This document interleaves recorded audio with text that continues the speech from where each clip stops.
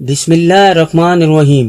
شروع کرتا ہوں اللہ کے نام سے جو بڑا مہربان اور نہایت رحم والا ہے۔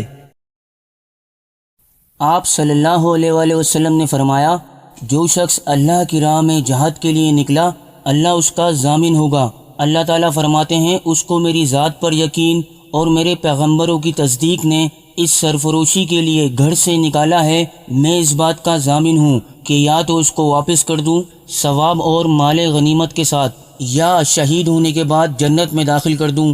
رسول اللہ صلی اللہ علیہ وآلہ وسلم نے فرمایا، اور اگر میں اپنی امت پر اس کام کو دشوار نہ سمجھتا تو لشکر کا ساتھ نہ چھوڑتا، اور میری خواہش ہے کہ اللہ کی راہ میں مارا جاؤں، پھر زندہ کیا جاؤں، پھر مارا جاؤں، پھر زندہ کیا جاؤں، پھر مارا جاؤں۔